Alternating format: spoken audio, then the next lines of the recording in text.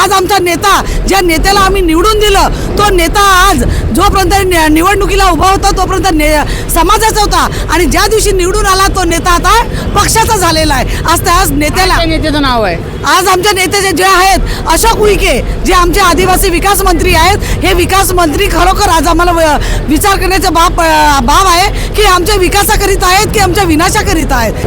नमस्कार, MB news म्हणजे महाराष्ट्रातील बातमीपत्रामध्ये आपले स्वागत आहे. मी मंगेश. सध्या नागपूर हिवाळी अधिवेशनमध्ये शेकडो मोर्चे दाखल झालेले आहेत. शेकडो मोर्चे दाखल झाले असता या ठिकाणी सुद्धा अधिवेशनामध्ये आपण बघू शकतो का आदिवासी मुलीसाठी शासकीय इमारत लवकरात लवकर बांधून देण्यात यावी अशा अनेक मागण्या, एक तीर एक कमान, आदिवासी एक समान अशा अनेक मागण्या घेऊन हे युवक युवती या ठिकाणी युवा वर्ग जमलेले आहे. आणि या युवा वर्ग जमले असता या युवा वर्गाला शासन न्याय देणार का, ह्या युवा वर्गाला शासन न्याय देणार का, हे सुद्धा आता पाहणे गरजेचे आहे. तर अशाच वेळी आपल्यासोबत मोर्चामध्ये मॅडम, हा जो मोर्चा तुम्ही आज विधान भवनावर काढलेला आहे नागपूरमध्ये, नेमकं कुठल्या मागण्या आहे आणि सर्व युवा वर्ग आहे, युवक युवती पूर्णपणे हजारोच्या वर सामील झालेले आहे, काय सांगा?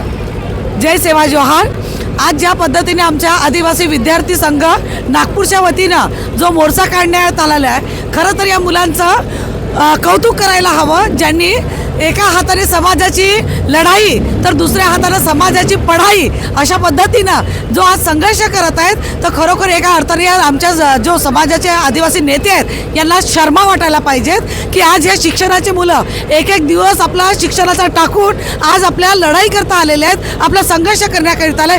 गेले कित्येक वर्षानुवर्ष झाले आपल्या आदिवासी शासकीय वसतिगृहाची मागणी करत आहे. यांच्याकडे कोट्यवधी निधी आहे, यांच्या कार्यक्रमाकरिता लाखो करोडोचा निधी उडवायला तयार आहेत, पण आमच्या या लेकरांकरिता वसतिगृह बनवून देण्याकरिता तयार नाही आहेत. आज याच मागणीला घेऊन आज आमचा पाहू शकत आहात की सकाळपासून ही मुलं उपाशी तापाशी आहेत, पण आज या आंदोलनाला भेटायला एक आमचा आमदार किंवा आमचा एक नेता कुणी आलेला नाही आहे. ही मुलं आपल्या शिक्षणाची सुविधा, आपल्या शैक्षणिक सुविधाकरिता, सामाजिक अस्तित्वाकरिता ही इथं लढण्याकरिता आलेली आहेत. काय वाटते तुम्हाला, हा अन्याय वाटतो का होत आहे म्हणून?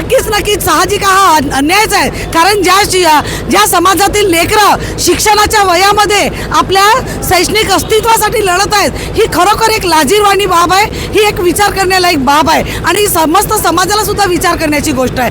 आज आमचा नेता, ज्या नेत्याला आम्ही निवडून दिलं, तो नेता आज जोपर्यंत निवडणुकीला उभा होता तोपर्यंत समाजाचा होता आणि ज्या दिवशी निवडून आला तो नेता आता पक्षाचा झालेला आहे. आज नेत्याला नेत्याचं नाव आहे आज आमच्या नेते जे आहेत अशोक उईके, जे आमचे आदिवासी विकास मंत्री आहेत, हे विकास मंत्री खरोखर आज आम्हाला विचार करण्याचा बाब आहे की आमच्या विकासाकरिता आहेत की आमच्या विनाशाकरिता आहेत. ज्या अर्थाने आज ही लेकरं पाहता सकाळपासून उपाशी तापाशी बसलेली आहेत, पण या नेत्याला आमच्या लेकरांची दया येऊन नाही राहिली आहे. त्यांच्या सहानुभूतीसाठी, त्यांच्या एका मागणीकरिता ते इथं येऊ शकत नाही आहे. तर हे आमचे पालक आहेत का, हे आमचे चालक आहेत का, हे आमचे मालक आहेत का, हा प्रश्न आम्हाला पडलेला आहे. नक्कीच या ठिकाणी पुन्हा मॅडम काय सांगाल, आज जो तुम्ही मोर्चामध्ये दाखल झालेला काय प्रमुख मागणी आहे? म्हणजे आमच्या आदिवासी वसतिगृह पाहिजे आम्हाला, आमच्या स्वतःचा आम्हाला वसतिगृह पाहिजे. आणि म्हणजे आमच्या हक्कासाठी इथं जमलेला आहोत सर्व विद्यार्थी. वसतिगृह आम्हाला शासकीय वसतिगृह बांधून देण्यात यावे. आम्ही प्रायव्हेट बिल्डिंगमध्ये राहत असतात, तर माझी शासनाकडून अशीच विनंती आहे का एकत्रित सर्व वसतिगृह मुलांचं जसं आहे ना तसं आमच्या शासकीय वसतिगृह एकत्रित बनवून द्यावे. मग सर्व सुविधा वगैरे तिथं राहतात. मग आम्हाला जेवणापासून सर्व DBT बंद करून देण्याची ह्या करते शासनाला. आणि आम्हाला म्हणजे जेवण मेस लावून देण्यात यावे. जसं जेवणामध्ये आम्हाला फ्रूट वगैरे भेटतात ते सुद्धा. मग सर्व लायब्ररीमध्ये लायब्ररी पण पाहिजे तिथं आपल्याला. मग प्रायव्हेटमध्ये राहतो आम्हाला काही सुविधा नाही आहे. जर आपल्याला शासकीय वसतिगृह राहते तर आपल्याला सर्व सुविधा मिळते. आता जोपर्यंत आमच्या प्रायव्हेट बिल्डिंगमध्ये आहोत आपल्याला म्हणजे म्हणता नाही येत का आपली बिल्डिंग आहे ते. आम्हाला कधी पण कुठं पण ट्रान्सफर करून देतील. जोपर्यंत आम्हाला शासकीय वसतिगृह मिळत नाही तोपर्यंत आपण इथून हटणार नाही. जोपर्यंत आमचे अधिकार आम्ही मागत आहोत, जोपर्यंत आमच्या मागण्या पुरा होत नाही तोपर्यंत आम्ही मागे हटणार नाही. त्याला मी अशीच विनंती करते की जे आमचे अधिकार आहेत ते आम्हाला अधिकार मिळावे. नाही शासनाला अशीच विनंती करते की जे आमचे पूर्ण मागणे आहेत ते पूर्ण करून द्यावे. सांगा, तुम्ही वसतिगृहात राहता? हो. वसतिगृहामध्ये तुम्हाला सुविधा मिळते? नाही, आमची जे वसतिगृहाची बिल्डिंग जी आहे ते प्रायव्हेट बिल्डिंग आहे, त्याच्यामुळे काही स्टुडंटला नेमक्या स्टुडंटला तिथे म्हणजे हॉस्टेलला ॲडमिशन मिळतं, बाकीचे काही स्टुडंट आहेत ते रूम करून राहतात. त्याच्यामुळे आम्हाला शासकीय इमारत पाहिजे आदिवासी मुलींकरता, म्हणजे सगळ्या मुलींना तिथं राहता आलं पाहिजे, सगळ्यांना सोयीसुविधा मिळाल्या पाहिजे. जे आदिवासी जे मुली आहेत त्यांना राहण्याची सोय चांगल्यापणे करून द्यावी ही आम्ही त्यांच्याकडून मागणी करतो. काय वाटते, मागणी मंजूर होणार का?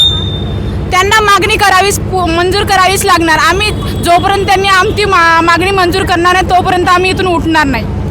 जोपर्यंत या विद्यार्थी वर्गांची मागणी मंजूर होणार नाही तोपर्यंत हे या ठिकाणी विद्यार्थी हटणार नाही, असं सुद्धा या ठिकाणी यांनी इशारा दिलेला आहे. तर बघत राहा MB न्यूज, म्हणजे महाराष्ट्रातील बातम्या लाईक करा, सबस्क्राईब करा. मी मंगेश, धन्यवाद.